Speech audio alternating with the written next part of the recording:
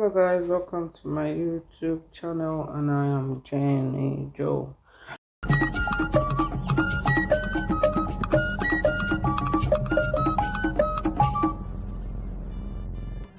As I'll be talking about this amazing movie that is trending on Netflix, Afamefuna.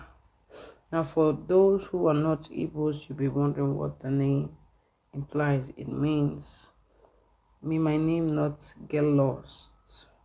Afamefuna. Now, Afamefuna is a movie of love, betrayal, grace, peace, greed, and many more.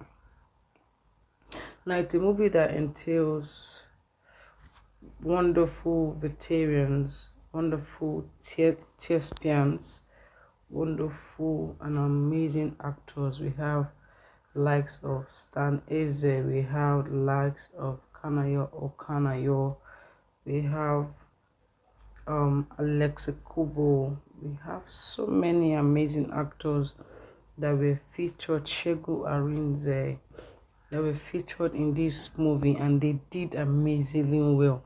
Now, what even baffled me was how much Shegu Arinze spoke that Igbo.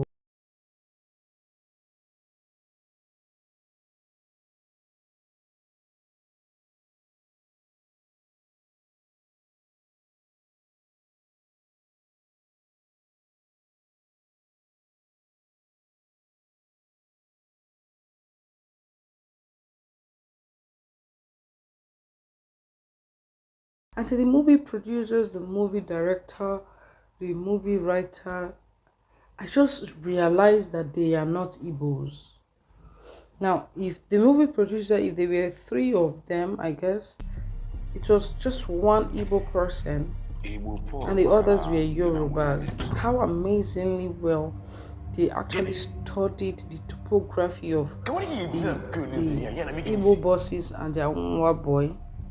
Now, I don't know how they managed to do that, but actually did graciously well.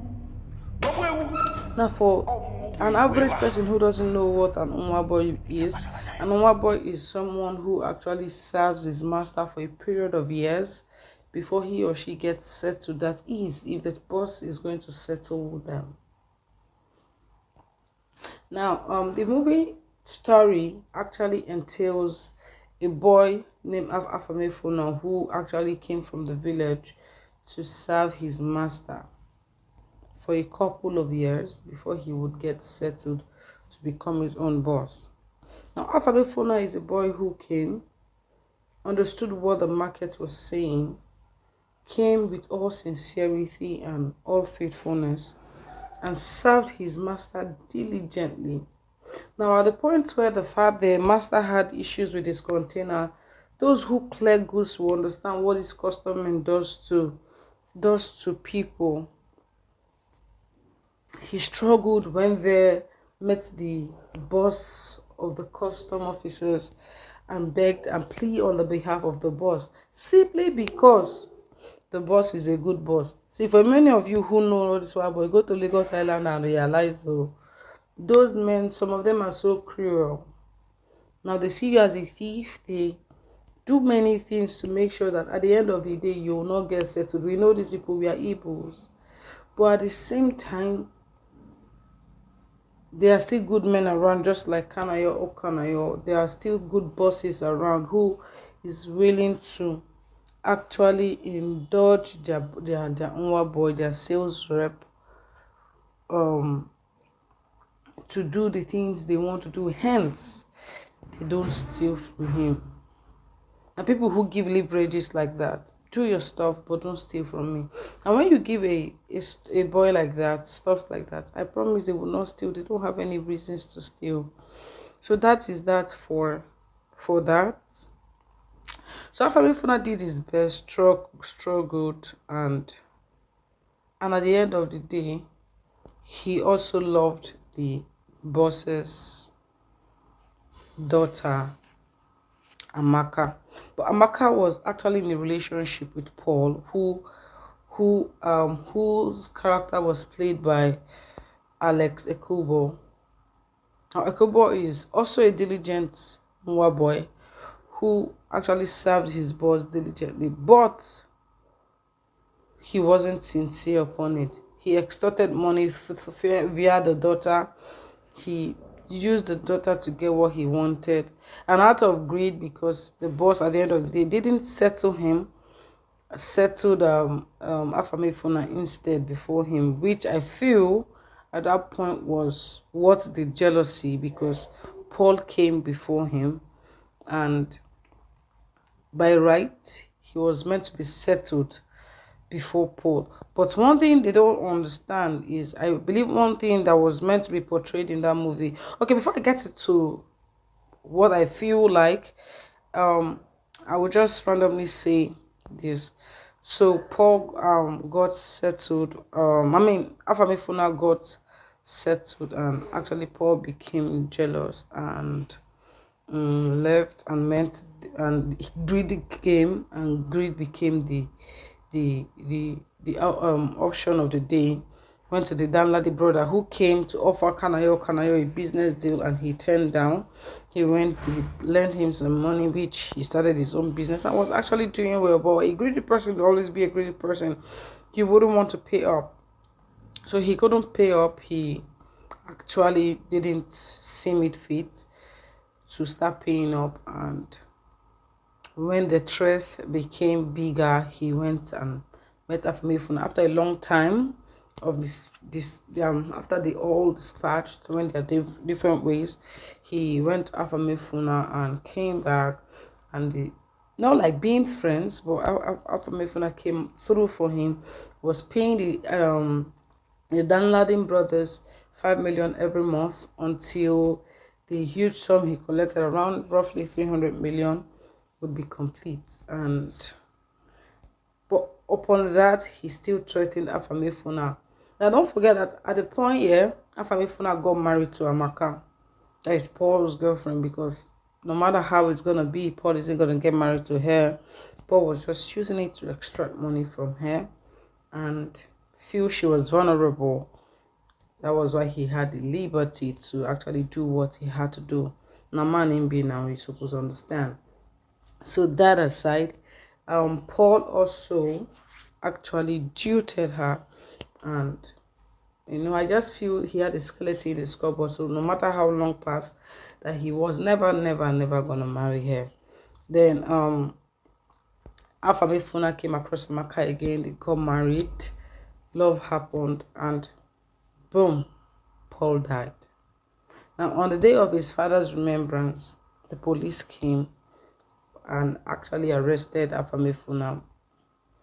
They took him to the station. After Afamefuna narrated everything, upon everything he did for Paul, greed, like I said, any man who is greedy, and now you can't really take that away from them, because that is an input. They will never regret anything that you do. They will see it as a waste of time, and they would actually come to your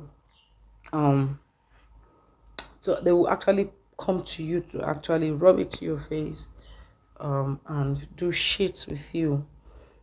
So he always threatened Afamefuna because of the child Afamefuna had, which was biologically his.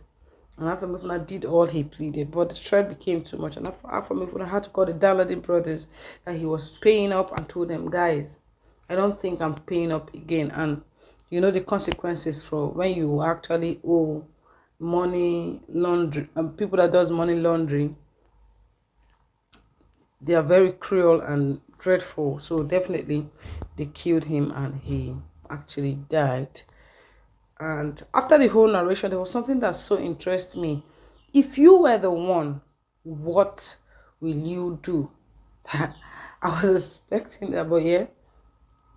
After the whole narration from from Afamefuna, who was casted by Stanze, after he narrated all the story and all that happened, Shegwari just said, Mr. Afamefuna, you can go home. I was At that point, he had no fault. Yeah, I loved the fact that he actually did that, and that was really amazing. To the movie producers, to everybody who partook in this movie, you guys actually did an amazing job. Now, for what I feel that actually went wrong. For every Nwa boy that goes to serve their boss, regardless, anybody can go before them. But I just felt the movie writer or the producers would have made it known that Afamefuna signed a particular years, and what's the name? Paul signed a particular years. Yeah, you don't just send someone on freedom plus because of the good work he or she does. You want to actually retain. So it's a process that goes stages by stages. The senior has to leave before the junior, unless there is a particular year that is stated. Probably Afamefuna has said, I'm going to spend 10 years, and definitely, what was his name? Paul said, I'm going to spend 20 years, and probably Paul has already spent some period of years, and Afamefuna came, and maybe the 10 years clocked before Paul clocked. It would have been more understandable. But you just like you taking one's birthright to give. So that was why I said his anger was justified. If I were to be him, I would get angry. I would feel like, whoa, you stole my shine. But not to the expense of being greedy. So his anger was justified. About the camera shots and about they did amazingly well. The camera shots were well taken. The color, the editing was perfect. The lines were in accordance. There was nothing wrong. I've been trying to, other than that fact that I stated here, other than that, I've been trying to look for every negativity of that movie, but I can't seem to find, because it is so amazing. The movie is excellently awesome. I don't know. I've been trying, but nonetheless, if you feel there are things that are meant to be done in that movie that wasn't done, please feel free to make a comment under my comment section so we know. For me, I give it a 9 over 10. Yeah, it's a 10 over 10 for me. Not a 9 over 10, 10 over 10. So guys, please feel free to state your intention or your comments. If you feel there are things that are not meant to be done in that movie that was done, if you feel there's a camera shot that wasn't necessary, please actually state it. Thank you. I mean, your favorite girl, Jenny. Too. I love you. Stay tuned. Mwah.